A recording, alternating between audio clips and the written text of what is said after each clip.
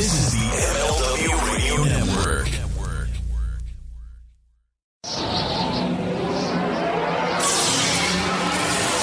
Welcome to WHW Monday. Tony Schiavone and Conrad Thompson talking about the great years of World Championship Wrestling, the NWA, and Jim Crockett Promotions.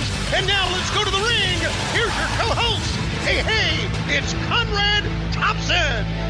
Hey, it's Conrad Thompson, and you're listening to What Happened When Monday right here on the MLW Radio Network. And it's WrestleMania Monday. Hope you enjoyed the big show yesterday, but now it's time for a trip down memory lane with our master of ceremonies, the voice of professional wrestling below the Mason-Dixon line, Mr. Tony Schiavone. Hello, Conrad. Hello, Slapdick. Was awfully fond to, happy to meet all you guys and gals at WrestleCon. Had a great time. And now we move forward together. You and me, Conrad, friends, brothers in arms, boys, comrades. So you're not going to tell us what happened with Deborah McMichael? Nothing. I got to spend some time with Deborah. Got to spend some time with Deborah. Some of you guys who were at WrestleCon were thinking that Tony and Deborah may have gotten a little bit too close to each other. We're friends. We are friends. That's all we are. We're friends. I like my marriage. With benefits? No, not friends with benefits. See, I knew what you would try to do, but no. Okay. Well, we're doing something different this week. We're calling it hashtag What Happened When. We have been in Orlando, so we didn't have our normal time we might to go ahead and run a poll, do some research, and be prepared. So instead, we're just going to call it in the ring, as they say. And we took to Twitter and asked you to go ahead and tweet us your questions. And so Tony is here, and he's ready to entertain us a little bit. We are going back to the poll, and we will have next week's poll at the end of this week's episode. So stay tuned and then cruise on over to @WHW Monday and throw down your vote. Let's get into it, Tony. First up, what did Tony think of Hulk bringing his friends in and turning WCW into 1988 WWF? Well, I think Hulk Hogan coming to WCW is one of the reasons we turned it around. Yeah, for sure. So, I mean, if he wants to say that we were 88 WWF, then so be it. I thought that one of the greatest things that Hulk Hogan brought to us was Jimmy Hart, because the music for WCW changed drastically. Absolutely. And it was for the better. Now, I'm sure this one person probably thinks that, well, I'm talking about Brutus the Barber Beefcake. So what? Brutus the fucking Barber Beefcake, and John Tenta. And John Tenta. Well, so what? Yeah. New faces, right? Mm-hmm. Bring them in, see what they can do. Duggan, Boss Man. Duggan, Boss Man. I didn't have any problem, any of that at all. I thought it was good. It was good for business. Well, in fairness, Boss Man had been in Crockett before. Yes, he had. Duggan had been in UWF, which Crockett bought. Right. So, I mean, it is what it is. It is what it is my favorite cliche there, Conrad. It is what it is. I'm glad we worked it in. Here's one, an old school question. Why did TBS start shows at 5 minutes past the hour? That's what they always did. Just to be different? Yes, to be different. Was that a set or your own house where the WCW All-Nighter was filmed? That was a room at the Omni Hotel. Okay. What was the dumbest gimmick or match you had to try to get over? The fucking Yeti. Okay. You want to hear a Yeti story? Yes, I do. Okay. Arn Anderson was one of the agents working on that match. For Havoc 95? Yeah. Wow. Okay. Was one of the agents working on the match. And the guy who was the Yeti was Ron Reese. And Ron was not the most athletic 7-footer you'd ever find. But Ron was a good guy. Arn Anderson told him, he said they were going over the match, and Arn said, just go out there and get in the flow of things. Do what you do best. Be big, be mean, and you'll do fine. You'll be great. That's what Arn said. He goes out, and they have the match, and he comes back, and Ron Reese looks at Arn like, so what'd you think? Arn said, rewind what I just said. Go kill yourself. The monkey fucking football gimmick ain't gonna get it. It's one of the great backstage lines of all time. I didn't hear it because I was doing the commentary, but almost to a man. The monkey fucking football gimmick ain't gonna get it. Rewind what I said. Go kill yourself. The monkey fucking the football gimmick just ain't gonna get it. Look, you got the show off right now. That's the high spot. That was Arn Anderson's humor, buddy. Oh. So every time I hear about the Yeti, I think monkey fucking the football, because that's what he did. He dry humped Hogan from behind. Sure. Yeah. And I'm calling this shit. Okay? I'm calling Boris Karloff wrapped up in gauze coming out fucking Hulk Hogan in the ass. So, what about this gimmick? Next? What, It was. Did you ever, No. Okay. I know you're trying to get, when I say fucked him in the ass, you're trying to get low down and dirty on me. No, I was actually going to ask.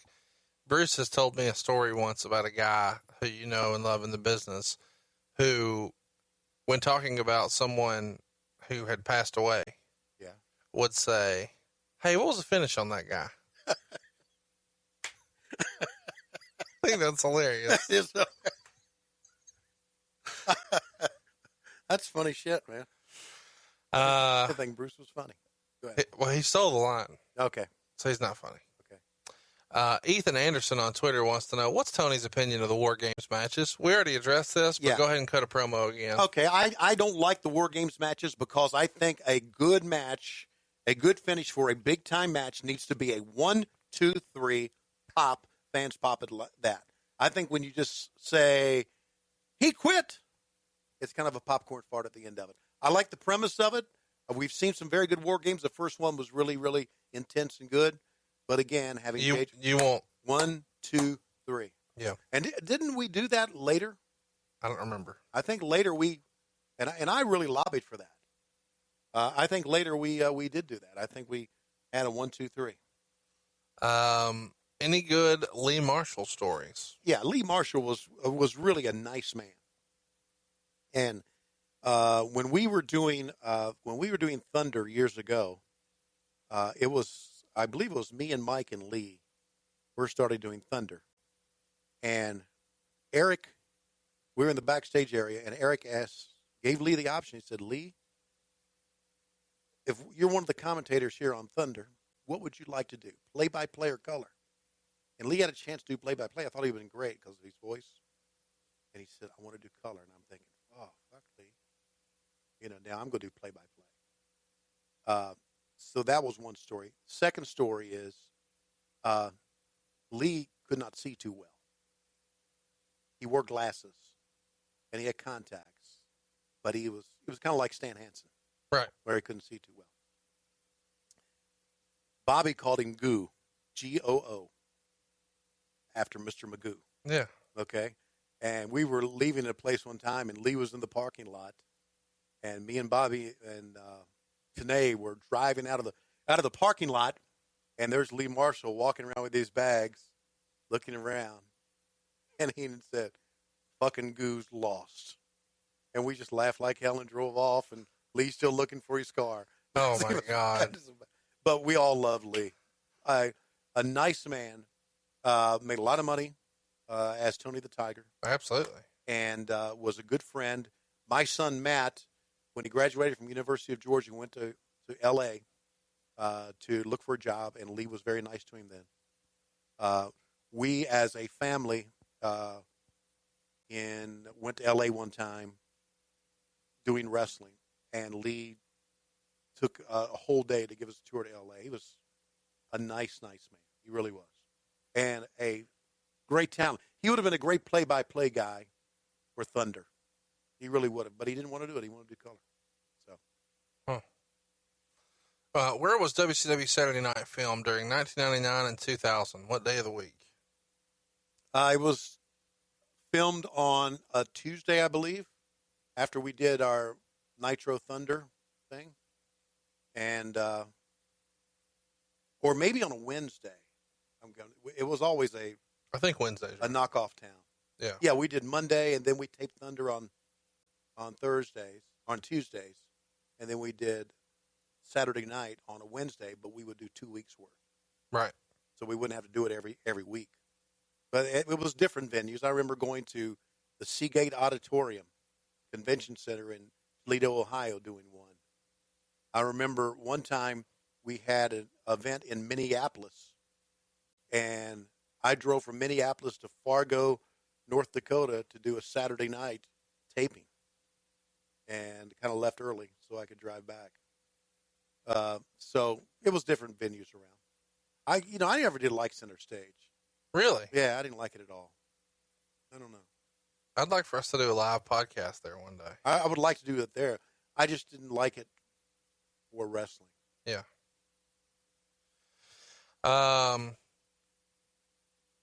Were you guys in the booth nervous when Hogan walked out at Bash at the Beach 96? Nervous? There's lots of rumor and innuendo that people weren't sure if he was going to turn or not. Right. If he's going to get cold feet. But you knew when he walked out that it was done. Yeah, that was the deal. He wouldn't have walked out if not. Somebody on Wade wants to know how the Kiss Demon came to be. That was one of Eric's deals with Kiss. And as the story goes, Kiss approached the WWE, and they said no. And they approached Eric, and he said yes and wanted to do it. I think it was, I don't know how it came off, but. You love Kiss. Love Kiss. I was a gigantic Kiss fan. I was really excited. Really excited. I think there's a backstage clip of the you. backstage clip. Yeah. Somebody says, "What do I need to do?" And you said, "Just shut the fuck up. Don't ruin this for me." Or something Yeah, like right. That. I was a big deal for me to say, you wanted the best, you got the best, the hottest man in the world, Kiss. And true to fucking form, when they said go, I said it. It made it on the air. It didn't make it in the arena. They didn't pop me up in the arena to say it. True to fucking form. Who is Tony's favorite wrestler out of character and the most disliked wrestler out of character? Out of character? I guess my favorite would have been Arn Anderson. Still is, because we're good friends. Dislike wrestler out of character? And I was first starting, and I had problems with Jay Youngblood. He wasn't nice to me. Really? Yeah, and I don't know why. He just was not nice to me. He and Steamboat were a tag team back when I first started. Steamboat was tremendous to me. I wouldn't have guessed that you would have said that. Yeah, I wouldn't have guessed he was not nice to me. So I can't say I didn't like him. I didn't really get to know him that much. Only did the promos back in the midweek, like Wednesday or Thursday, whenever we did them back then. But he was not nice to me. And so the Van Hammer and I didn't see eye to eye on a lot of things. We didn't really get into arguments, but, I heard him try to set up matches one time and thinking, what the fuck? What the fuck's he doing? Right. And I remember him looking at me one time and saying, you have a problem with what I'm saying here? I went, no. And in the back of my mind, I said, go ahead. Put that shitty match together. Yeah, Jay Youngblood everybody was kind to me when I first started with Jim Crockett Promotions, except Jay Youngblood. I never understood that. I was told that Van Hammer came into the locker room acting as if he was Hulk Hogan and the second coming of Hulk Hogan. That's probably close. And I was told that somebody you know and is fond of in the business said something after he had this air about him. Yeah. He addressed the locker room and says, guys, calm down. Everything's going to be fine. Yeah. Van Hammer's here to save us. Yeah. I thought Van Hammer's work rate was suspect. At best. At best. And I don't I don't think that's all his fault. He got a pretty good push. Right. But I think to me the essence of wrestling back when it was wrestling was a guy being able to call a good match. Right. He called matches and he didn't know what he was doing. But he wasn't the only one. So any good stories about partying with the Horsemen? I went out with Tully and Rick and Arn one time in Charlotte, North Carolina, is where we lived. And Lois locked me out of the house.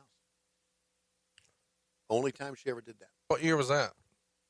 80, let's see, Chris was just born, 85. Locked me out of the house. I had to sleep in the car. Well, I was drunk, but I was innocent. you got locked out for being drunk. I got locked out for not coming home. What time was it? Oh, it was like 3 a.m., I guess. So What time did she expect you? I don't know. We didn't have cell phones back then. One time I came back with Flair and Arn and Tully. This was probably about maybe 84, maybe a year earlier.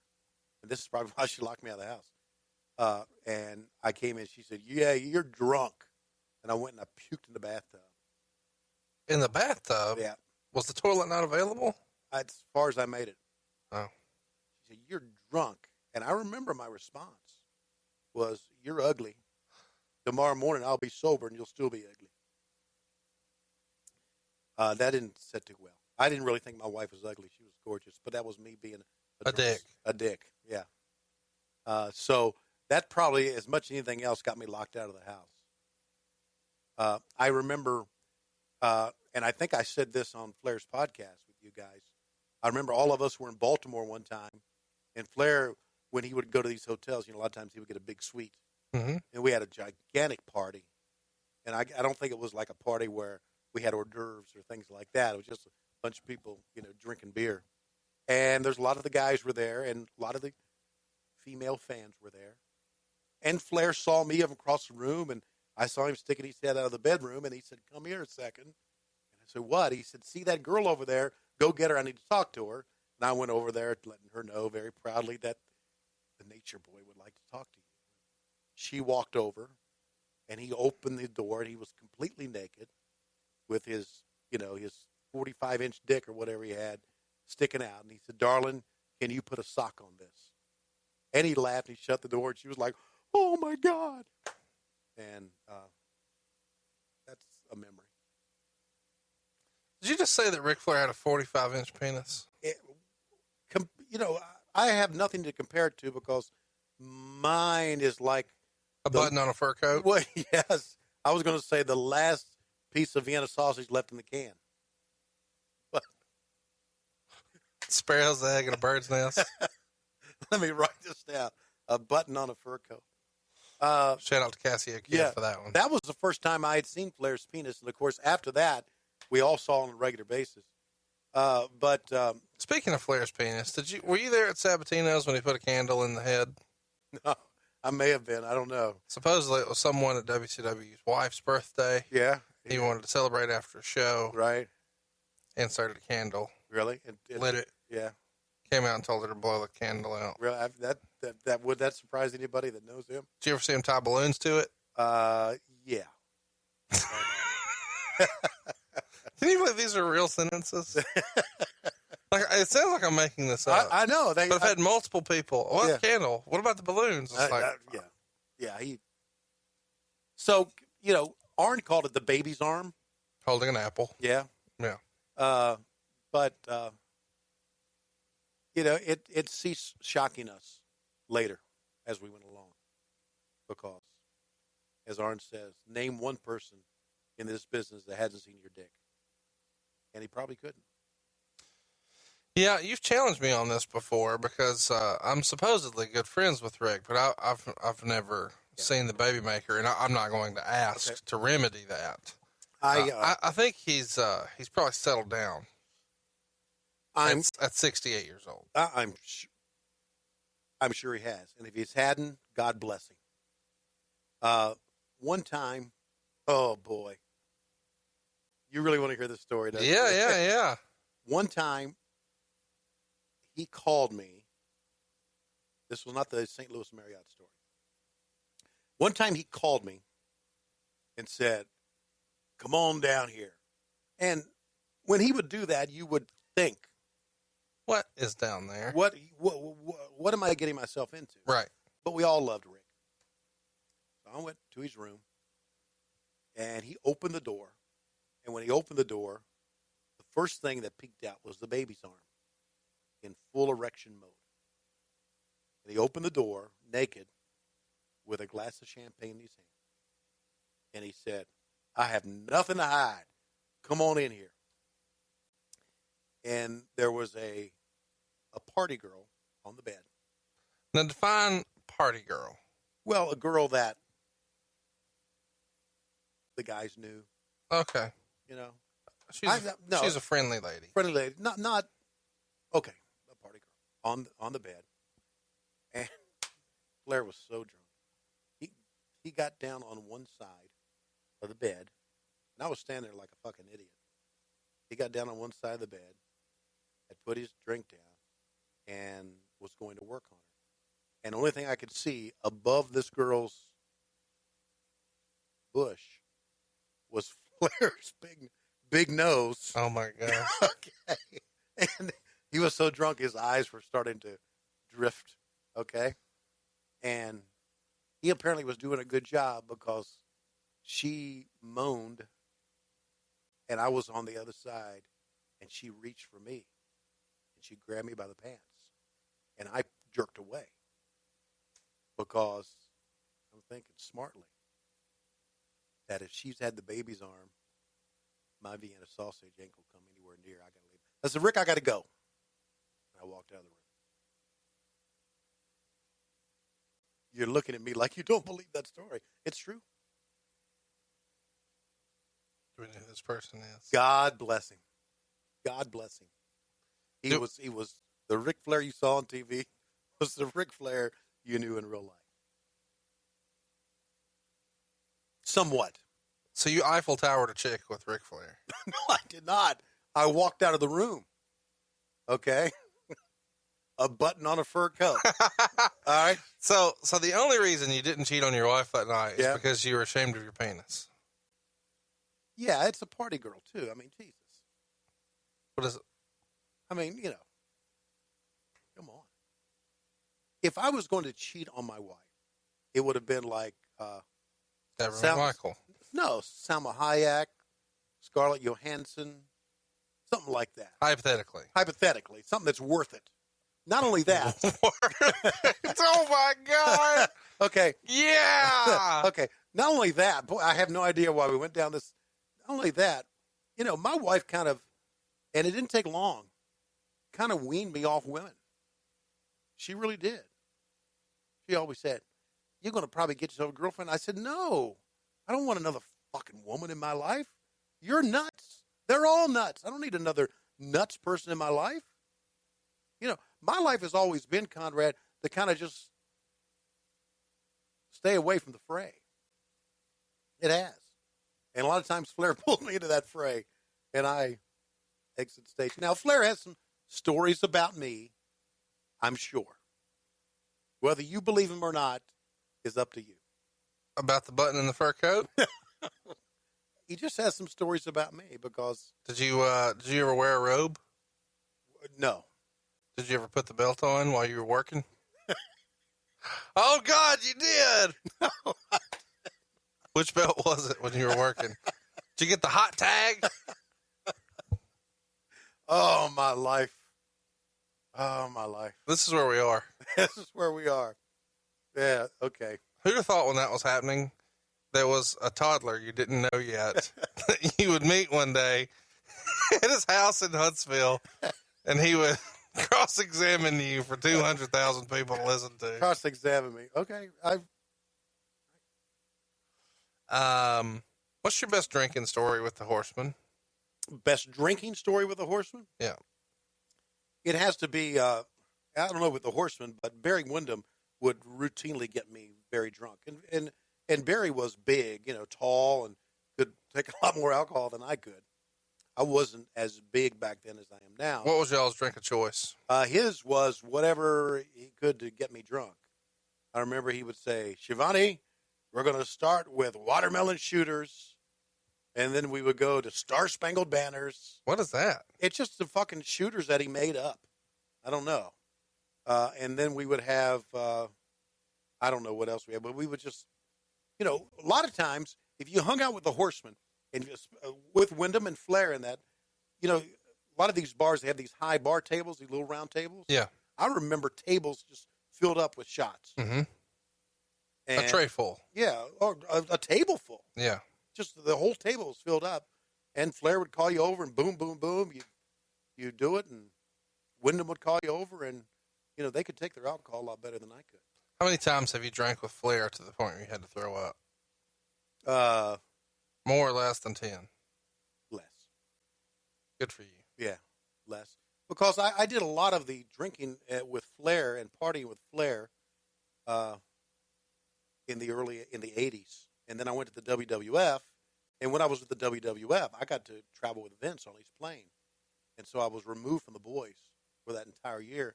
Then I came back, and I did a little bit of it then in the St. Louis Marriott story. And it was in the early 90s. But then I just got away from it after that. So Vince was flying private in 89? Yeah. What did Vince drink on the plane? Can't remember. Scotch. Yeah, it may have been Scotch. Dewar's White Label? Yeah, that probably would sound right. That would be the drink. Or red wine, some shit like that. And we always had nice catered food. And if Bruce was on those flights. Yeah. Kevin Dunn. I was on the flights a lot because I had to get back a lot of times to get the video cassettes, done. Compare traveling with Jim Crockett on Crockett's plane and Vince on Vince's. Crockett's plane was mostly the boys. I just mean the demeanor, the way it was handled, the topic of conversation, the mood. Yeah, okay. The mood was always on Vince's about business, what we could have done better, where we're going to go from here. I fucked up. I was, along with Bruce, probably was going to be in one of his confidants. I don't know. Maybe that would have been a bad thing down the road, but he asked me my opinion on a lot of things, which I gave, and I gave that up. But it was more. Why did you give that up? Didn't want to move to Connecticut. Didn't want to live in Connecticut any longer. It was not good. Well, I'm sorry. It was extremely expensive. We had 5 kids, and we had 5 kids 5 and under when we lived in Connecticut, and we had to rent a house because I couldn't afford to buy one. How old were you when you discovered pulling out of Connecticut? Of Lois. Okay, Lois was like a wild woman. She always just 5 kids under 5 is. Yeah. I mean, I know. Woo. Yeah, I know. You didn't have cable, or no? Well, we had Matt in '82, and then Laurie came around in '84, and then Chris was in '85, and that was like turn around quick. And I remember us saying, "You need to get a vasectomy." We got 3, and that's all we want. And then we had twins, and so. So you went and got your button cut? No, she had a tubal ligation, whatever. Roll Tide. So it was free shots on goal after that. Yeah, it was free shots on goal. If you even wanted to play. If you even felt like dropping the puck. The longer you're married, the more your wife. And I'm going to say this because Lois and I get along now better than ever. We really do. We don't have any kids at the house, and that helps out. But the longer you're married, the more she is your sister than your wife. Yeah. I really think so. And I was also married a long time because I believed in kayfabe. Meaning? What stayed on the road, stayed on the road. Oh, you didn't come home and tell? No, yeah. Absolutely nothing. Till here. Yeah. And well, now she's too old to understand the podcast. Well, so it works. no. Well, she's old, but I just didn't. I didn't talk about the business. She didn't question me about the business. It was work. It was work. The way it is now with the baseball team, it's work. We don't talk about it. Rick Rude told Kevin Nash once, never bring your wife around the business because then she'll realize it's bullshit. Right. We're all just having fun and fucking around. Right. Whereas, as it is now, right. she thinks you're going to work. Right. It's serious, and it's not Right. drinking beer and hanging out. And if one guy did something wrong, if one guy cheated, Then everybody does. It spreads yeah, like wildfire. exactly. The shit that he causes flies on everybody. Yeah. So you just didn't talk about it. Who smartened you up to that? I think I always knew that. Okay. I really think, and I know this, when Jimmy Crockett brought me in and said, what you see here in the backstage area stays here, and brought me in the back, and I saw that kayfabe was, with me, finally broken, I respected that. And I always wanted to do that. I really did. And I always wanted to. And so that's just the kind of way it was. We just didn't talk about it. Because there were guys out there that were doing a lot of crazy things, and it was nobody's business but their own. I wasn't a stooge.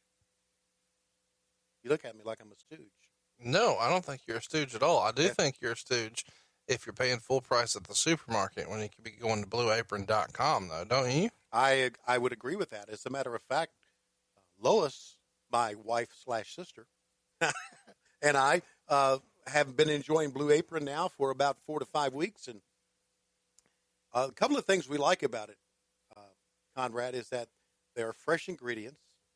It is not prepackaged. You get the fresh ingredients, and you actually make the food yourself. And husband and wife can, together, in the kitchen, make food themselves. And it brings people together. And it's really helped. I really think it's helped our marriage because now we don't have to argue, what do you want to eat? And now we don't have to settle for going to Arby's and getting something that's probably not good for us. We're getting fresh food that we make in the kitchen, and it's really good. We love every bit of it. Now, I want to remind all of our podcast slapdicks that you can check out this week's menu, get your first 3 meals free with free shipping. Here's how you do it. You go to blueapron.com/Tony. You love how good it feels and tastes to create incredible, and let me say this again, fresh home-cooked meals. With Blue Apron, don't wait, blueapron.com/Tony, and get on board like Lois and Tony have done in their lives. So one of the things I think we can all get on board with is the NWO. Yeah. And that it really changed WCW forever, but some would argue not for the best. Specifically, Ric Flair was not a fan of the NWO. He says, killed the fucking business. Nobody ever got any heat on him. There was no payoff. You know. There's some validity to that. And he thinks that the War Games in Winston-Salem, where they smashed his head, killed North Carolina for WCW forever. Right. What say you? In the end, obviously there's pluses and minuses with everything in life. Would you consider the NWO as the catalyst to help reach the heights, but then also bring it down? Where do you classify the NWO? No, I think there's a lot to say about what Rick had to say about it. Let's go back to our very first episode, or our second episode, after Goldberg sold out. Mm-hmm. In theory, on paper, talking about it, it sounded pretty good. But in its execution, we realized that it was a miss. It was a miss because it was all heel pay-per-view, and people don't want to see an all heel pay-per-view. Rick is very old school, as we know, and in the old school scheme of things, the NWO probably didn't work, but it worked because it brought a lot of attention to our company. It sold tons of merchandise, and it was a neat, cool thing. It got us on Jay Leno, The Tonight Show. Yeah. It was a hip thing. It was a hip thing, not only in wrestling, but it was a hip mainstream thing. In pop culture. So it was good in that way. As far as the old theory of the business, heels, baby faces, probably wasn't good. It was one of the things, but wasn't the main thing. I think that led to our downfall. Yeah, I mean, obviously what leads to the downfall ultimately in the end is cash. I mean, yeah, Just, financial mismanagement. Kyle on Twitter wants to know, who was one wrestler or tag team you thought, damn, we really dropped the ball on them? Well, when the Diamond Stud went to the WWF, became Razor Ramon. With all the same gimmicks, pretty much. Exactly. But I think the one by far was Stunning Steve Austin. Oh, yeah. I could argue that. Yeah, becoming Stone Cold. He was a major star. He was just another guy with us. That was the one that we dropped the ball on more than any. Any stories about working with Mike Graham in WCW? We mentioned him a little bit on last week's episode about Great American Bash 91. Yeah. You referenced the fact that he was a really good agent. Yeah. Anything else? Anything stick out? I didn't know that Mike killed himself until a couple of years ago. Yeah. And he killed himself a number of years back. His father killed himself. I never saw Mike as a guy who was depressed or upset about anything. He was pretty much. I do remember we were in. He had a wife or a girlfriend, and we were in Savannah. And this was the Clash of the Champions in Savannah. And I was in the room next to him, and they were in a titanic argument, big time argument. And he was cutting a promo on her like I've never heard. And the next day I told him, I said, I should have been taking notes because that was one of the greatest promos I've ever heard in my life. Was nothing violent going on in there, but just the way he was. Right. Mike, that is just an example Mike could probably do. Mike was a pretty decent worker. He didn't have much size, so he probably wasn't a big star. He was a very good worker, could cut promos, was believable, and he could really he could instruct people. Mm-hmm. A perfect example. Ted Williams was the greatest hitter of all time, but he couldn't instruct anybody how to hit. He could do it himself. He couldn't teach. Mike was good at what he did, and he could teach as well. So he worked in the power plant as well. Brandon on Twitter wants to know Tony's recommendation for the best WCW matches of all time. So obviously, we're not going to make you put a list together and say this is 1, 2, 3. Just throw us a couple of your favorite WCW matches. You're talking WCW or NWA? WCW. WCW. That's very, very difficult to do. There were a lot of great matches with Flying Brian and Stunning Steve as tag team. First thing I think of is Rock and Roll Express, Midnight Express, but that was more old NWA than it was WCW. Some early WCW, you can still get that. Yeah. No one could perform like Ric Flair and Ricky Steamboat together. Mm-hmm. No one could. They wrestled in 94 at Spring Stampede. Spring Stampede. That was our last pay-per-view before Hogan arrived. They loved each other. Flair had made Steamboat a star back in the 70s. Steamboat was phenomenal. Flair was phenomenal. And that was a great one. Greatest match I ever saw as a fan, I think we have talked about this, was Flair and Greg Valentine against the Anderson brothers, the Greensboro Coliseum, back in 1978. Greatest match I ever saw. Four-way blood. Switched the titles from the Andersons to Flair and Valentine. Just tremendous. Absolutely tremendous. Can't tell you any of the high spots. Just remember the impact it had. Remember the impact it had on me. And I remember my friends saying so-and-so. See, I'm the type of person, and you probably know this by now, I would rather see a well-worked match with a great storyline than a bunch of high spots. Than a bunch of fucking high spots. Yeah. And that's what we've gotten into now. I can't tell you that there's been a lot of, back in the Nitro era, I don't know how many great matches we had in the Nitro era, because what I thought was a great match a lot of times would have been like 45 minutes double blood, and then we got into, a lot of quick matches back then and a lot of high spots back then. So I wasn't really a fan of a lot of the stuff we did in the ring back then as far as working is concerned. I like to consider myself a very old school guy.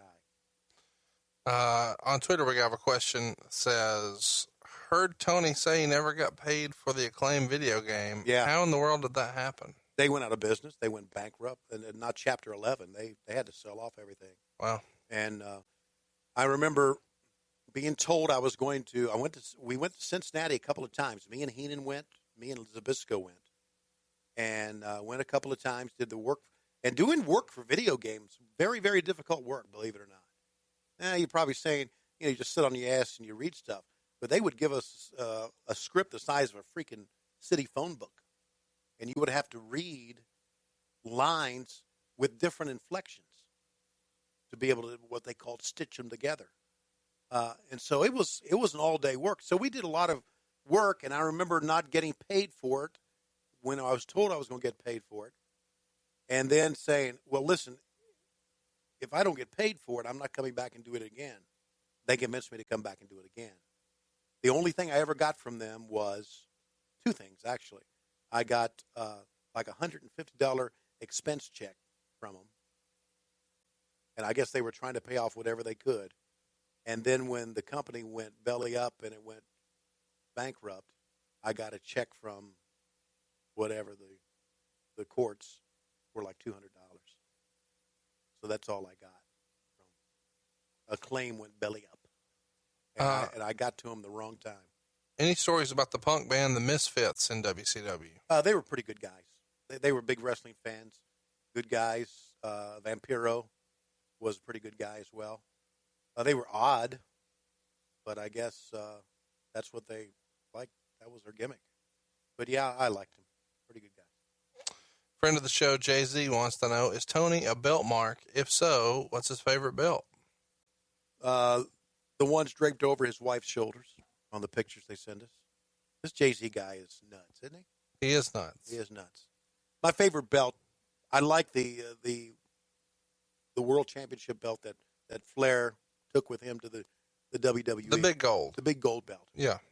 But there are two other belts that I really like. I like the old Harley Race World Championship belt. The domed globe NWA. Right. And with the country's flags on, Yeah. on it. And I also liked, and this is when I first started liking wrestling, the old Jim Crockett United States Heavyweight Championship belt, which was like a red belt with in gold just an outline of the USA. Yeah. But Snuka and Flair held. Yeah. Right. Those were the belts I liked more than any. I think those three. Well, no matter what belt you like, you can go to leatherbydan.com and get a great deal on a great belt. Am I right? You are, and you know what makes it so great is that Dan can make these belts to your specifications. For only $9.99, you can get a belt made for whatever you want. Now, I'm sure there were some people out there that probably ordered a belt from Leather by Dan and gave it to the winner of their bracket in the NCAA tournament. I'm sure. Great idea that would have been. My son Matt flew in from New York to Atlanta. He and his group always get together to do fantasy baseball, and I think they've ordered a belt for their fantasy baseball champion. Wow. And you just keep the belt from year to year, right? Just hand it off. Yeah, we do that for fantasy football at First Family Mortgage, and we went to leatherbydan.com. I got the hookup, $9.99, and you can even upgrade to dual plating for a small charge too. And what's important to remember is Dan can get this thing done for you with free shipping. It even takes payment plans. So you don't have to have the whole $9.99 up front. You can actually make installments, and he's going to get it to you pretty fast. Other folks say, well, we're not sure when we can get you a belt. Dan can get you a belt in 10 to 12 weeks. Wow. And how can Leather by Dan do that? Because Dan is the fucking man, Conrad. Exactly you understand right. what I'm saying? I got you. Dan is the fucking man.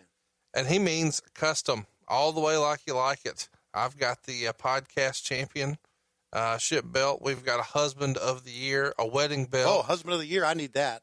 Well, that's a rib. Lots of different belts for you to check out over at leatherbydan.com. If you're looking for the perfect stocking stuffer for Mr. Tony Schiavone, he would love a Deborah McMichael belt. Am I right? No, a husband of the year. How about put up with Lois's shit, champion of the world? I like it. Yeah. Because if you've been married as long as I have, you've got to put up with a lot of shit. I mean, that's kind of what marriage is. Yeah, it is. Mikey on Twitter wants to know, what would Klondike Bill do for a Klondike bar? Klondike Bill would probably, Klondike Bill would probably participate in cunnilingus for 24 hours. That's a commitment. For Klondike Bar.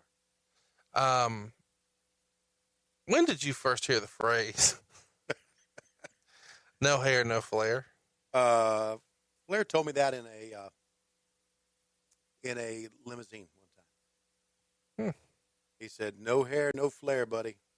I don't want to even see him without any hair." Bobby Heenan once told him when they went to a gentleman's club,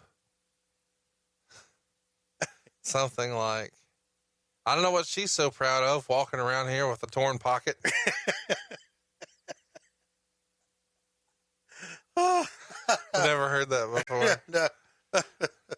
No.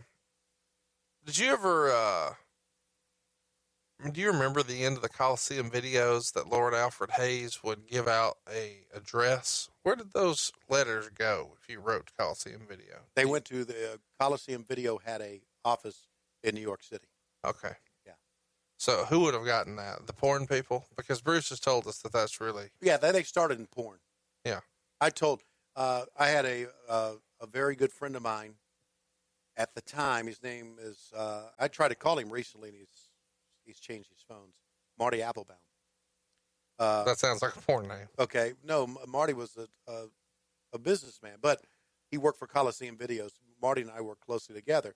And I remember telling Marty, I said, "Marty, can you get me in to see a porn being shot? That would be interesting." He said, "Yeah, if you really want to, but it's really boring." I said, "Really?" He said, "Yeah, it is." And it was through Coliseum Video that I first heard of the term fluffers.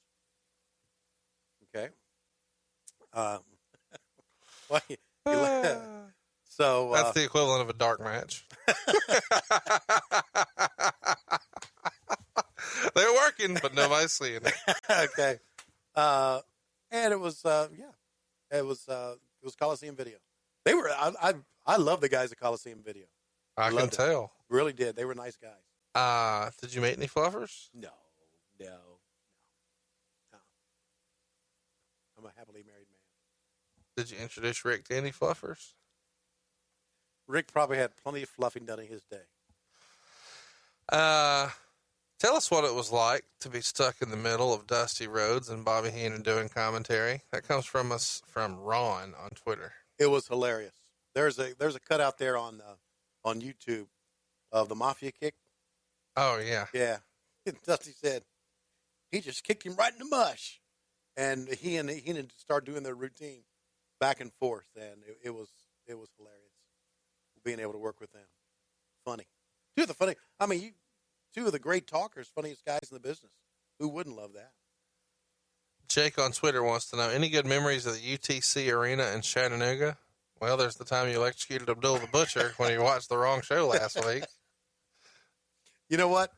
On that show, the WWE, and I watched it on the WWE Network, and it wasn't one of those Turner Home Entertainment videos that was cut to 2 hours. This was the real deal. The whole real deal.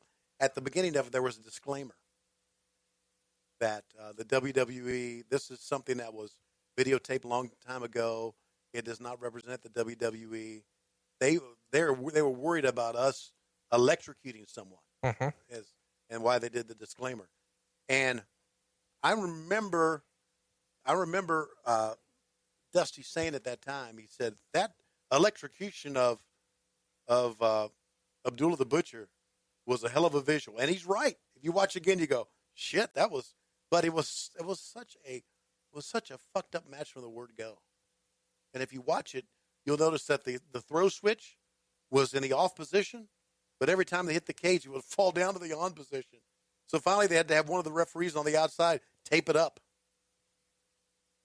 As the match going on, you see a referee climb up and put some gaffers there. That? Yeah, WCW, and the cage, the door for the actual chamber, the electrocution chamber, had a pull ring on it. And they brought the guys out there and say, "Listen, And they pulled the ring, and that thing will bam.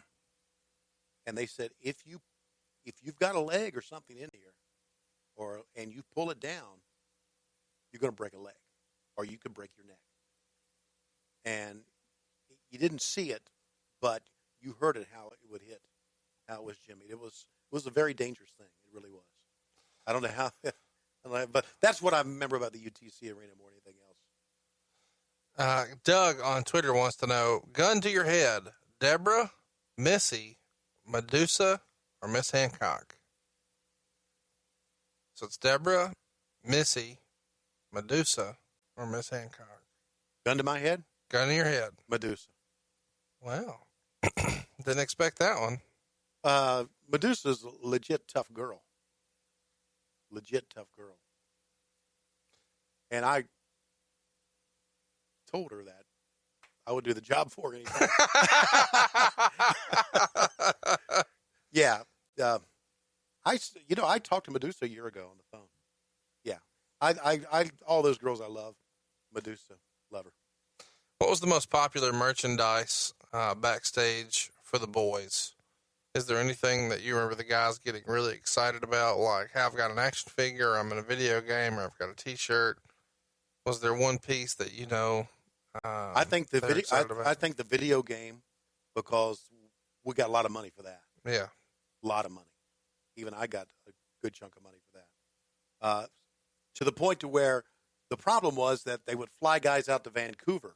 We're talking about the EA Sports video games. Fly guys out to Vancouver, and the guys at times were difficult to work with the people at EA Sports. EA Sports people did a lot for us, and we didn't give them exactly what they gave us. And they were bitter about it at times. Yeah. But I think the video games were the biggest deal for us, all of us, no question. Bill on Twitter wants to know, is it true that One Man Gang got fired for not putting over PN News? Yes, it's true. What's the one match you wish you could have called? I wish I could have called in their prime Ric Flair against Hulk Hogan at Madison Square Garden. That would have been awesome. Yeah.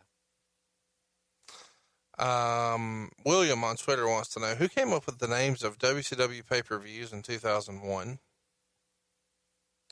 That was 2001. Greed, sin, shit like that. Yeah. That was Vince Russo? Yeah. I was trying not to blame Vince for that, but no, it's not a bad thing. Okay. I mean, he was probably going with the theme, Seven Deadly Sins or whatever. Right. Yeah. Drew on Twitter wants to know about the time the Crockett's bought the Kansas City territory. Did the boys crap on it, and did you interact with Bob Geigel? I had lunch with Bob Geigel many years ago in Kansas City. I don't know if the boys crapped on it. It was bought specifically to get the TV. That's what it was bought for. If you look at some of the old Bob Geigel shows, it was really shit TV. It was a one-camera shoot. And that goes back to why one of the reasons Vince succeeded when others didn't was that Vince went out and put a lot of money in production. His shows were a lot slicker than anybody else's.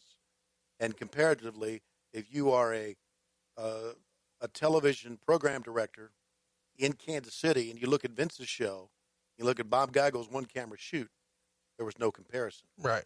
So I think that was an uptick. But I only met Bob like once or twice. Did you ever go to Michael's of Kansas City? Yes, that's where we had lunch. Really? Yeah. I'm talking about the suit store that No. Flair was talking about all the time. Oh, no. Never went there? No. Then I don't know. I've never been there. But there was a very famous restaurant downtown Kansas City. Michael's? Restaurant. Okay. I don't know if it's Michael's or not now. Yeah. But that's what I thought you were alluding to. But we went there, and it was really... Flair used to come out on TV and show the inside of his jacket, right? Spin around, talk about how much everything costs. Yeah. I'm sure you had some sort of deal hooked up. Yeah, I'm sure he did. Chris on Twitter wants to know, were there any personal goals you had back in the day you weren't able to accomplish, but you wish you could have? Any personal goals back in the day as far as a wrestling announcer is concerned? Or just in the business? Well, in the business. I wish, I kind of wish, we've talked about this before, I kind of wish I would have been able to go back to the WWE as a producer. Mm-hmm. I love sitting down and editing up stuff and coming up with ideas for shows.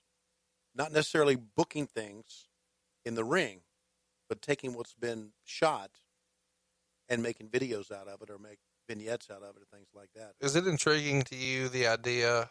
Obviously, this isn't something that's been discussed. We're just freestyling. But would you entertain the idea if they approached you and said, hey, we want to turn you loose on the network? Yeah. And let you work on this stuff? Because I feel like you would have a better grasp than a lot of folks would. Yeah. And as a lifelong wrestling fan, you were there for a lot of it, and you know what you liked and we liked and blah, blah, blah. I would do that in a minute. Yeah. But that would never happen because of me pissing off Vince when I left, number one. And number two, and Bruce can even vouch for that. He knew what happened when I left. He was right in the middle of it. Number two is, in their eyes, I'm too old. They need young, hip, millennial types to be able to put that shit together. Well, you wouldn't have to necessarily be on camera to do that. No, I'm talking about build hip videos with with all the bells and whistles and they have today. When in reality, I can build a hip video just as well as anyone else. That's what it's like. I work for WSB. My last couple of years for WSB, they really stopped doing sports. I was still their sports guy. I did one sports cast a morning, and they moved me into web work. Well, I became a web producer, and I could produce the web as well as any of them. And we had 3 other people on our staff, and they were all kids. They brought a new guy in who was a kid, and they got rid of me because I was too old. In reality, I could do any bit of web design any of those people could do. What did you produce when you say you did web stuff? Like, what do you mean? It was online videos and such? It was some of that. You just basically designed it was WSBradio.com, and you just positioned the stories, what you thought were the best stories and headlines, and stayed on top of things in the newsroom. But again, and I'm not going to say I'm ancient right now. I'm getting that way, and actually, so are you. But there's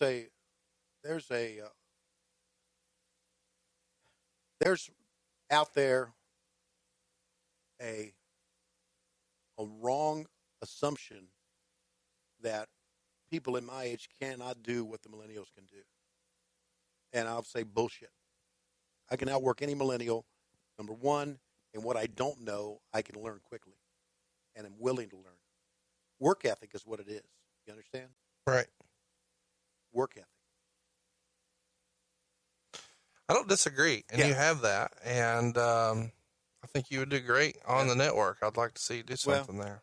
That'll never happen. But anyway, that's always what I wanted to do. Chris on Twitter wants to know your thoughts on Bischoff's treatment of Flair. We've all heard that Bischoff called a big meeting and, kind of ran Flair into the ground a few times. What's your thoughts on the way Bischoff handled that? I ran him into the ground. Well, I mean, allegedly he said something like, nobody here ever drew a dime except Hulk Hogan, Macho Man, and Roddy Piper. Right. And Flair sitting right there. Okay. And then I wasn't at that meeting. Allegedly another time, I'm going to sue Ric Flair into personal bankruptcy. Okay. Blah, blah, blah. Right. And that's the basis of the lawsuit that went back and forth. And Bischoff has since admitted, hey, I was in the wrong for that. I should have handled that better. Yeah. I wish I had that one to do over again. And they're okay, and they're good friends now. Yeah. But at the time... Yeah. I thought Eric a lot of times said things amongst people that he didn't need to say, that the boss of a company didn't need to say. Just showing too much emotion. Yeah. When Eric got the job, Eric and his wife and Lois and I went out to dinner that night. And I talked to him, and I said, you're going to change He said, he was just one of the announcers then. He said, no, I'm not. I said, yes, you are. You're going to change. And he said, how so? I said, you got to change. You can't be one of the boys now. You got to be the boss. Your relationship with me is going to change. It's going to change with everybody else. And boy, did it ever. He said some things, and I think I said on one of these programs where Eric said at a team meeting that he would not rest until he drove a stake to Vince McMahon's heart. Yeah. I can understand that. Business-wise, you want to beat him. But you don't need to say that to everybody, right? Especially say that when all the boys are around. It's going to get out everywhere. Yeah. Because it'll come back to bite you. So he said a lot of things that he shouldn't have said out of, I don't know. I don't know if he was on the power trip. I don't know if he just didn't know when to shut up. Some people had that. He was pretty good at it at times, but some people have that thing in their head that doesn't stop them from saying. There's no filter. No filter. Terry Taylor was like that. Terry had no filter. Just blurted out whatever he thought, which in some situations is not a bad thing. But sometimes you got to filter yourself. And be a little more political. Right. Nathan on Twitter wants to know, what did you make of the logo change in '99? Yeah, I thought it was horrible. Yeah, I don't know anybody who liked it. Yeah, I know what Eric wanted to do. He thought, we go back to what is still the greatest logo in all of marketing, which is the Nike logo, which is a logo that when you see it, you understand what it is. Mm-hmm. That's what he wanted. I don't think he got what he wanted, but he went with it. I didn't like it at all. Not at all. George on Twitter wants to know, did you have any interaction with Harley Race at Starrcade 83? Just to the point to where I was in the locker room. I think I did an interview with a bunch of the guys, a bunch of the heels at that time, and he was there. And I was pretty much awestruck. Here I was a little, a kid, and a kid, and here all of a sudden I was backstage with the champ. The champ, Flair, Steamboat, and Dusty was back there as well. So I was pretty. I had butterflies that time. Apparently, I never heard this. All right. There's a question on here on Twitter from the Electric Horseman who says Goldberg and Ming threw down in a hotel lobby. I never heard that story. I never heard that. No. There's a lot of shit out there, George on Twitter wants to know, any good Billy Jack Haynes stories besides Black Blood, which you told last week on the show? Billy Jack Haynes in Starrcade 85, 86. Wrestled Wahoo McDaniel for the U.S. title at the Omni, and he drove back with me that night because he wanted to get back, and I drove back from Atlanta. And he and I got to talking. He was a very reserved but nice guy, but he was fired like 2 weeks later because he was not happy with the payoff, and he threatened to beat Jimmy Crockett's ass. Well, there you go. Okay, and they walked him out. They walked him out the office that day. It wasn't to where you sit down and have a man-to-man talk about the argument. I don't know if it got physical or not, but he was going to harm Jimmy Crockett that day, and so that was the end of Billy Jack Haynes after that Starrcade. Yeah. George on Twitter wants to know, you called the Atlanta part of Starrcade 86 with Rick Stewart. Who was he?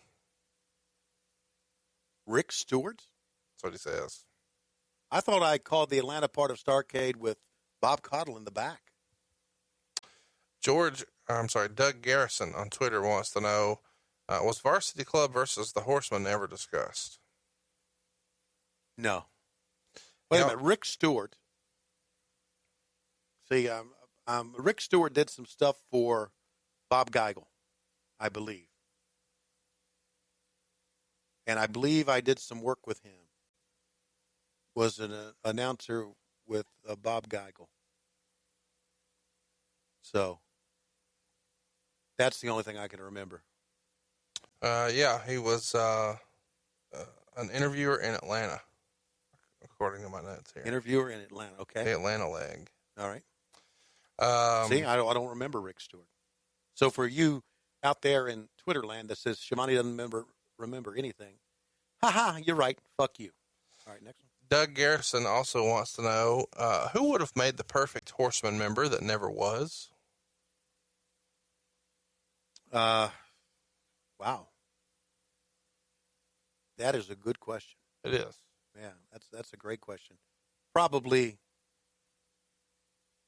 the Stone Cold Steve Austin version of Steve Austin.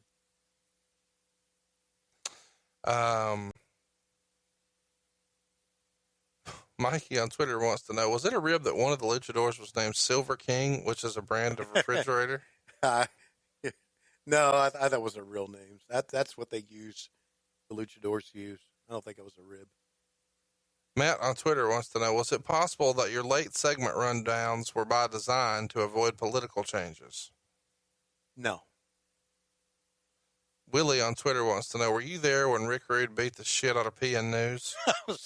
I was not. I've heard it was an open hand slap. Was it? Yeah, I was not there.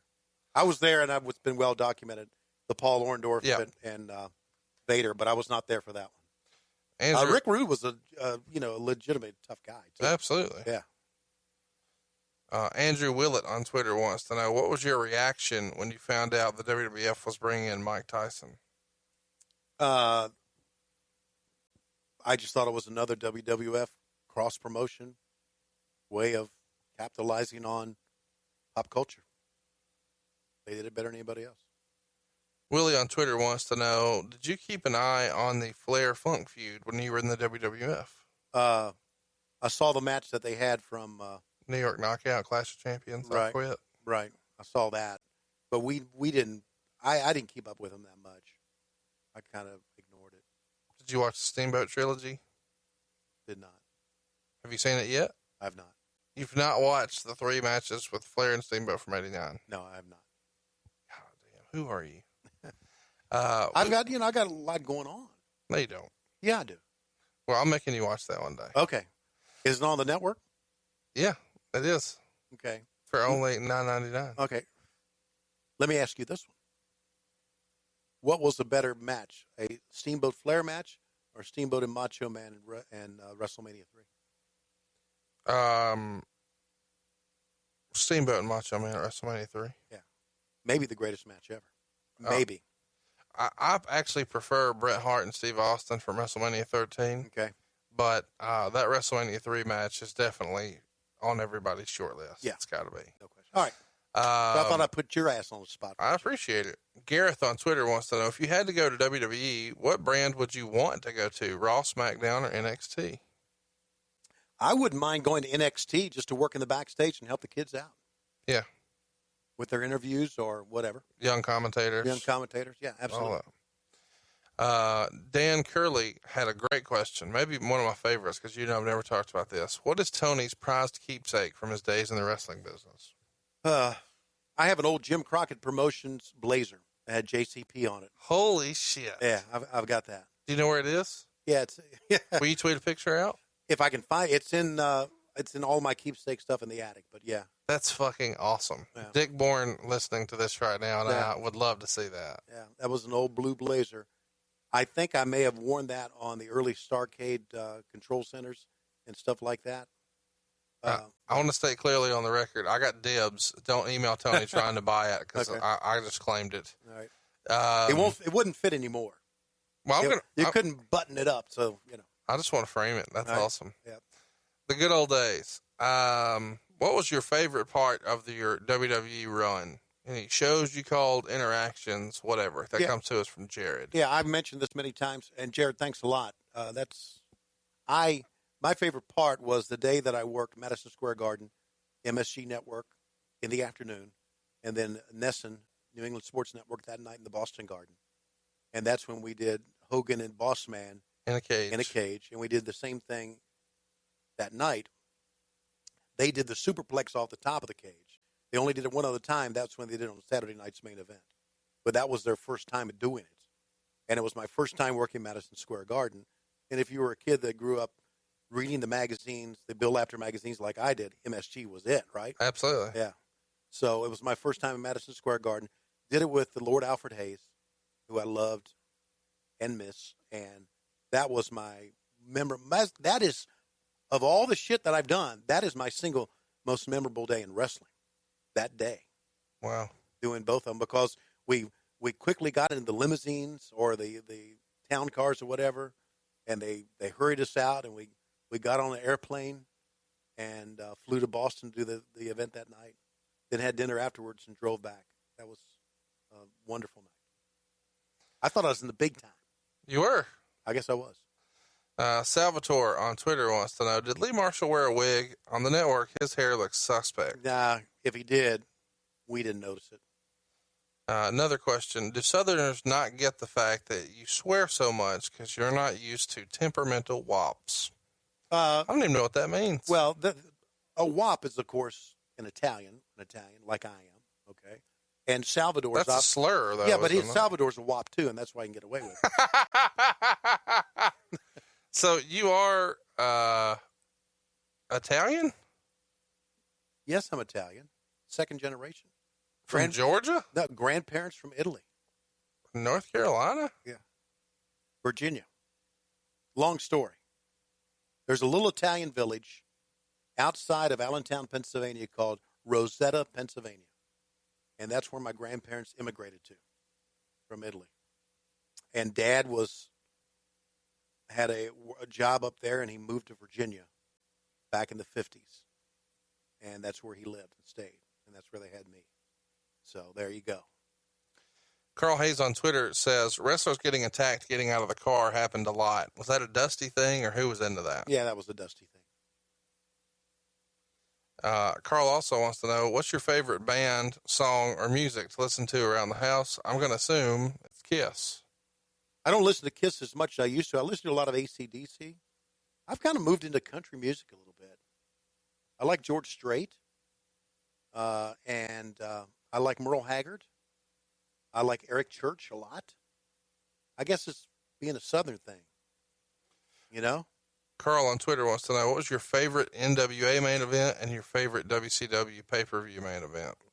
My favorite NWA main event of all time? On pay-per-view. On pay-per-view. Yeah. Something they could go find on the network. Read me that question again. Favorite NWA and WCW main event. Oh.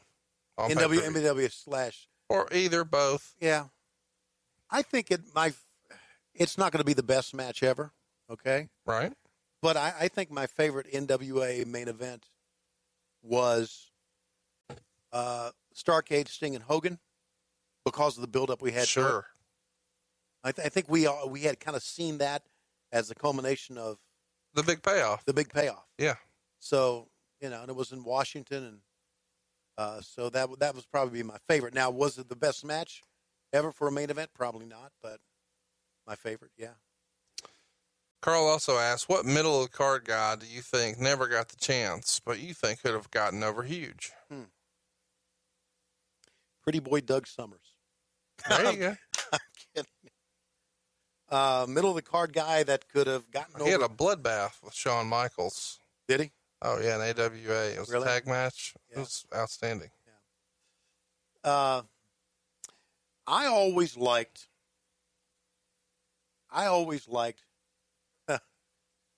Buzz Tyler. Really? Yes. Earthquake Buzz Tyler. I was there when he quit the business. How'd that go? He was in the back, and he wanted to do a promo to send to Bob Geigel in Kansas City.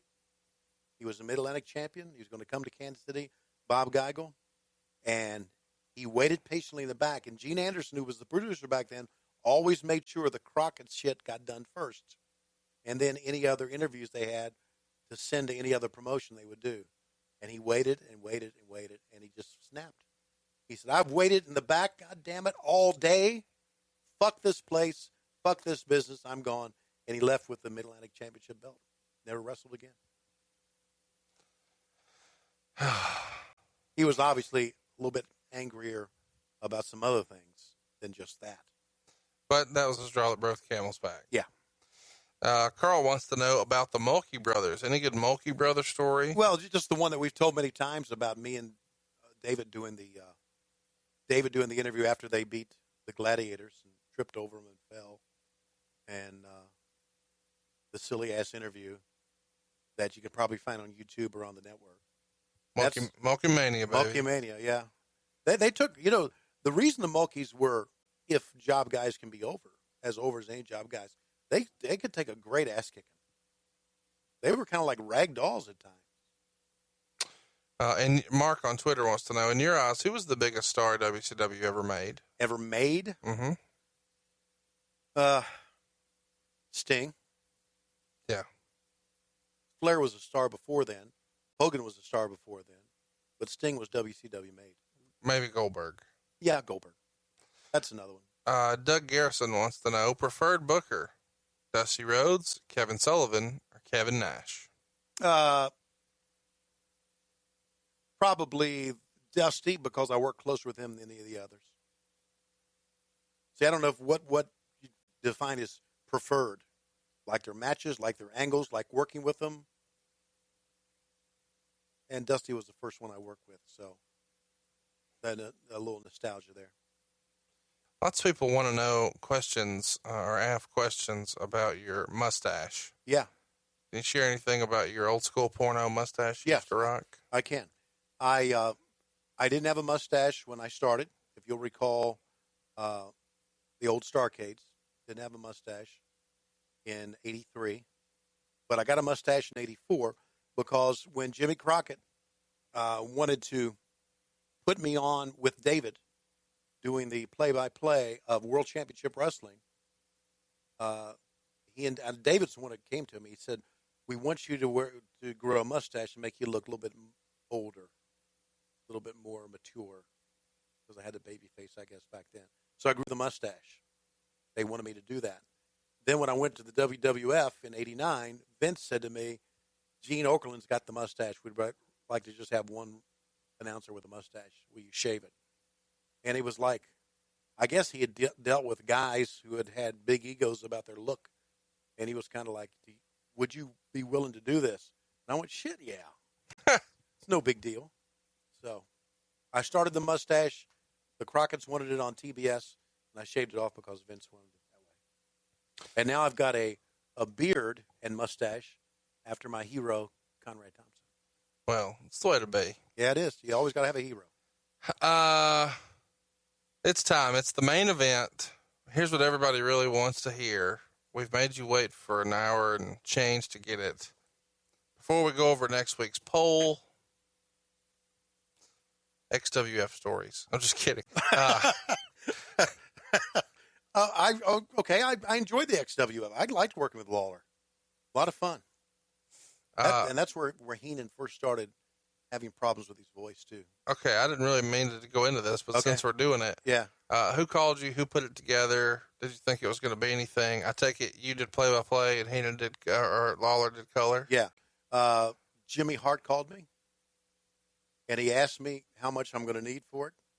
And I said, "Jimmy, I don't know what to ask." He said, "Well, come up with a number. It doesn't matter."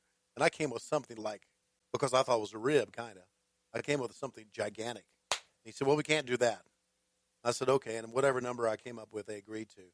And Brian Knobs ran it. And we had our big meeting with the boys and the production people. And I sat beside Road Warrior Hawk and the production people in the meeting. And Knobs stood up and was addressing everybody. And Hawk looked at me and he said, "We're fucked. Brian Knobs is running this fucking meeting. We're fucked." That's hilarious. And Knobs had a very good meeting, but I thought he was very emotional about wanting to, continue things in the business. I enjoyed it. Was it in Orlando? Yeah, at Universal Studios. I enjoyed it. I thought it was going to fly. I really did. And then, since we're talking about that type of stuff, you get a call from somebody to do the TNA gig. Yeah, Vince Russo said he wanted me to do the TNA, and he had an idea for me. So we talked it over, and I said, yeah. Was not told anything to say, how to say it, just confront today. And I did it. And I was in the back afterwards. They taped another show, I think, where I was in the back. I was in the back, and I was watching the monitor, and I was hearing Tenay and whoever his color guy is. Don West. Scream and oversell every lame spot in the world. And I drove back that night with Russo, and Glenn Gilberti was with us. A couple other guys were Disco Inferno. Disco. We were in a minivan that somebody had rented. To go from Atlanta to Nashville. Mm-hmm. And come back that night, and I had to go directly to my job at The radio station. And I called Vince the next day, I think, and I said, I can't do it anymore. I said, I just can't. I said, I got another job now, and I don't want to do it anymore. And I guess I was still burned out. I don't know. And he said, okay, and that was it. But he's the one that got me in, and Russo has always been a big supporter of mine. That's why, in all the talk about people thinking he killed WCW, everybody's got their opinion. I know a lot of people don't like him. I know Cornette hates him. I like Vince Russo a lot. He's always been a super nice guy to me. Yeah, just big supporter of Tony Schiavone's work. He told me one time, never will forget it, don't know where it was. We were walking in the aisle back at a Nitro, and he said, here, I want to talk to you. He said, I know there's a lot of people giving you shit about your work, and they were. There's a lot of people on this booking committee, and he worked with the committee. He and Ed were like the lead bookers. And he said, as long as I'm the writer here, don't you ever worry about your job. I love your work, and I'm a big supporter of yours. And in a business that was based on rumors and bullshit and dirt sheets. That meant a lot. Yeah, it did mean a lot. So I'll always have a lot, good things to say about him. So he tried to get me in through TNA, and I just didn't want to do it anymore. And I gave it up. Hypothetically, if TNA called and wanted you to do some broadcast stuff for them as a commentator, no interest? None. Not because you're anti-TNA, just because it's not what you want to do. Not what I want to do. Not only that, and Lois can tell you this, I was losing my voice at the end of the run of when we would do like a pay-per-view on a Sunday, and then we would do Nitro, and then Thunder on Tuesday and tape it. My voice was almost done. Explain to us novices how that is different from you doing morning drive radio 5 days a week. Well, at the end of it, they would have me scream and oversell to the point to where listening back to my stuff, I sounded excited, but it was just too much of it. Constant. And I remember telling them, guys, if everything's the greatest night in the history of our sport, nothing matters. Nothing matters. I said, if I'm screaming about this first match being great, then what does that mean for the main event? Mm-hmm. It's like the old school working. The old school, when you go to a house show, you kind of worked up to the main event. So if two guys in the, as we said, curtain jerker, we're doing spots and tables and double and blood and everything, then what did that mean for where the do you go from there? Exactly. And I was doing that, because that's what they wanted at that time. So yeah, I overhyped shit, and my work was fucking miserable there at the end. I was a miserable fuck, and my work was miserable. Well, what nobody's miserable about is hearing some Klondike Bill stories. Klondike Bill stories? We've built Klondike Bill into a legend on this program. Right. And by we, I mean you. Yeah. And there's not much that people were guaranteed with this topic today outside of rapid fire questions. And to say we got questions about Klondike Bill would be an understatement. Yeah. This is the only other thing I remember about. Don't look at me like that. This is the only other thing that I remember about Klondike Bill. He used to talk about the fact, and this was when he was very young, and he used to talk about the fact that he could engage in oral sex with a woman, okay, till she would pass out. And he said, you remember this? He said, you get these albums, and you could stack 7 albums on top of one another. The old. Yeah. Do you remember records? Yeah. You sure you remember records? Yeah, my grandma had one. Yeah, okay. Well, you could stack 7 albums on top of each other, and the record they would have. And they'd play. Yeah, and he would go through all 7 and not get up, not come up for air. He said a lot of times the girls would pass out. He said I wouldn't come up for air. He said sometimes I'd flip them over and go back and do it again. That's what he loved. When he flipped them over, you're saying the records? The records. Okay. Just want to clarify. God. Ah. You're almost as bad. No, you're worse than he is. Hey, are you familiar with what the kids are listening to these days? No, I don't listen to any of that stuff at all. There is a pop song, maybe a hip hop song from a few years ago, where there's a line, and it's a lady singing it. Yeah. And she says a phrase that I think Klondike Bill would co-sign. Eat the booty like groceries. Mm-hmm. Eat the booty like groceries. That's what he did. All night. Oh, God. All night. That was his thing. I mean, he just. Did Ric Flair steal his gimmick? It kind of sounds like it. Yeah, I don't know. Bill was kind of a raw type. Just an old Canadian raw type. Dirty ass fella. No, he wasn't. Klondike is one of the great legends in wrestling, and everybody who worked with Klondike Bill loved him. Do you know that more people right now know who Klondike Bill is than maybe at any time prior in history? And we're a part of that, and I'm not so sure that I'm proud of that, but God bless him.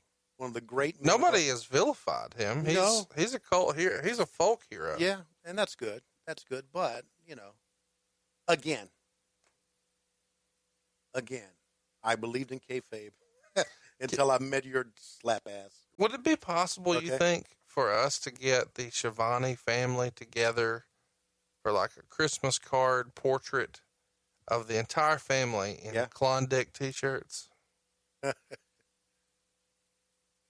Yeah, they'd go for it. I'd have to tell Lois some sort of silly story about it to get her to go for it. But is that what you want? I think if we had that and we had you like at your appearances, sign it. Yeah. People would. I mean, I would have that framed in my little home studio here. Yeah. I'd put it next to my Brother Love action figure. Yeah. Well, keep in mind, not all people are as sick as you are.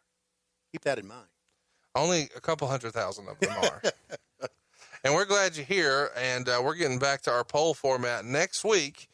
We've had a lot of fun going kind of year by year here. 90 was awesome. Halloween Havoc 1990 is what won the poll.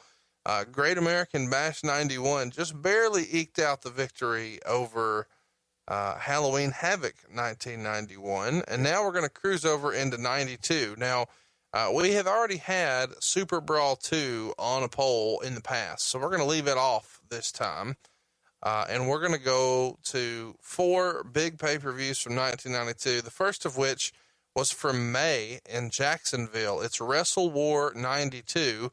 You've got the Freebirds taking on Terry Taylor and Greg Valentine, Johnny B. Bad taking on Tracy Smothers, Scotty Flamingo, who would go on to be Raven against Marcus Alexander Bagwell, Ron Simmons and Mr. Hughes, the Super Invader with Harley Race taking on Todd Champion, Big Josh, who would later be Doink, taking on Richard Morton, Brian Pillman taking on Tom Zink for the WCW Light Heavyweight Championship. A little bit of hot tag action there. I bet. Scott Steiner and Rick Steiner taking on Tatsumi Fujinami, and tagging with Fujinami is Tadayuzuki Uzukazuwa. It's even better than I hoped. Okay. And then in the main event, the War Games, it's Sting Squadron with Sting, Barry Windham, Dustin Rhodes, Ricky Steamboat, and Nikita Koloff taking on the Dangerous Alliance of Steve Austin, Rick Rude, Arn Anderson, Bobby Eaton, and Larry Zbyszko. Widely regarded as one of the better War Games maybe ever, and it is Wrestle War 1992. Now, the next pay-per-view is Beach Blast 92. This was one of my favorites as a kid. This one happened in Mobile, Alabama in June of 1992.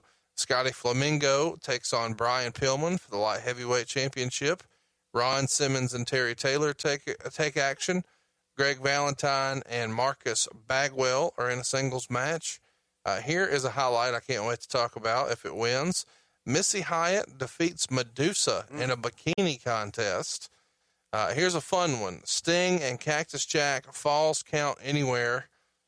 Then we've got a 30-minute Iron Man challenge with Ricky Steamboat and Rick Rude. And then in a 6-man tag team match with Ole Anderson as a special guest referee, we've got Dustin Rhodes, Barry Windham, and Nikita Koloff taking on the Dangerous Alliance again, this time with Bobby Eaton, Steve Austin, and Arn Anderson. Of course, Medusa and Paul E. are there. And then in our main event, and this is one that is underrated, the Steiner brothers, Rick and Scott, take on Terry Gordy and Dr. Death, Steve Williams, for the WCW Tag Team title. Lots of great underrated matches on that one. Great American Bash 1992 from Albany, Georgia in July is our next one. We've got Nikita and Ricky Steamboat taking on Jushin Liger and Flying Brian. Hayes and Hashimoto taking on the Freebirds. Dustin and Barry taking on Steve Austin and Rick Rude. Terry Gordy and Dr. Death taking on Nikita Koloff and Ricky Steamboat. Dustin and Barry taking on Haas and Hashimoto. The world title, Big Van Vader takes on Sting. And then Terry Gordy and Dr. Death Steve Williams face in the finals Dustin Rhodes and Barry Windham. So lots of fun stuff happening here, matches that you might not normally see. But then one that people have been asking for a while, Halloween Havoc 1992, Spin the Wheel, Make the Deal, Philadelphia, October 25th of 1992. We've got Tom Zink, Johnny Gunn, and Shane Douglas taking on Arn Anderson, Michael Hayes, and Bobby Eaton. Ricky Steamboat taking on Brian Pillman. Big Van Vader defending the United States Championship against Nikita Koloff. Barry Windham and Dustin Rhodes taking on Dr. Death and Steve Austin.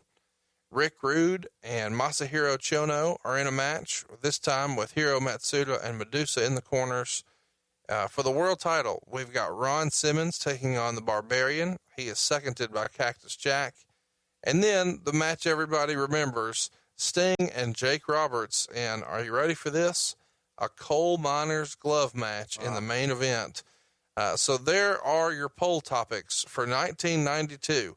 We'll get to Starrcade and Super Brawl another time, but this time it's Halloween Havoc, Spin the Wheel, Make the Deal. The Great American Bash with the Tag Team title tournament. Also, maybe the sleeper of the whole thing to me, Beach Blast 92. Some underrated stuff going on that one. And then maybe one of the more famous War Games matches ever, Wrestle War 1992. It's War Games, Destroy or Be Destroyed, with Sting Squadron and the Dangerous Alliance. There's only one place to throw down this vote, and it's on Twitter. It's at WHW Monday.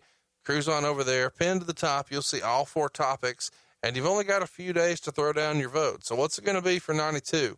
Is it going to be the Great American Bash, Beach Blast, Wrestle War, or Spin the Wheel, Make the Deal, Halloween Havoc? Tony, if you had to pick one, which one would you want to cover? Spin the Wheel, Make the Deal. I think what I remember most about that was that may have been the one. I have to go back and look at it, that Cactus Jack took a bump off the second level of the Philadelphia Civic Center and landed on the floor. And I remember him saying he was going to do that, and I was telling him, I said, you're going to kill yourself one day. It's going to be good TV, but you're going to kill yourself one day. So I remember that. I remember working with Bruno Sammartino a little bit too. I don't know if that was, and I remember that being in Philadelphia. I don't know if that was that time or not that I was working with Bruno. You've been hitting the head a lot, haven't you? Yeah, I have. You can't be married 36 years without being hit in the head. Well, I'm not arguing that. Okay. I do believe that the match you're talking about, though, with Harley or with Cactus taking the big bump was in 93. Do I have that wrong? Yeah, you do have it wrong. Okay. Cactus in 93 took on Vader. Yeah. I believe. And that was Jesse and I calling the match, I believe. And they bled all over us. I believe I remember that right. Well, either way, I obviously don't remember what we're talking about, so hopefully Spin the Wheel, Make the Deal wins. What I remember most about that is a coal miner's glove, because as a kid, I'm thinking it's going to be any of these matches I'm familiar with. Yeah. And coal miner's glove wins, and I'm like, I don't know what the fuck that is. Yeah, we had to explain what it was. Yeah. It was the glove that they had steel on the knuckle. But if you have to explain it, Then yeah, right. If you have to explain it, then you're fucked. yeah, Yeah. only in WCW. I know. We did a lot of fucked up stuff. It's a wonder we lasted as long as we did. It is a wonder, It and it's a wonder that we have lasted as long as we have today. Because when I look at my clock, I can't help but think it's about that time. About that time? It's about that time for me to say that, hi, I'm Tony Schiavone, coming to you from ringside with my valet Medusa, and we got this perfect cage match between Klondike Bill and Conrad Thompson. The winner of the cage match is going to eat kielbasa stored in Klondike Bill fridge overnight after he had a double date. So for all of us here at World Championship Wrestling, they're coming to the ring. Oh my goodness, they're going to start out with a belly bump. And we're out of time. The tape machines are rolling. Conrad's got a chair. See you next week on What Happened When Monday.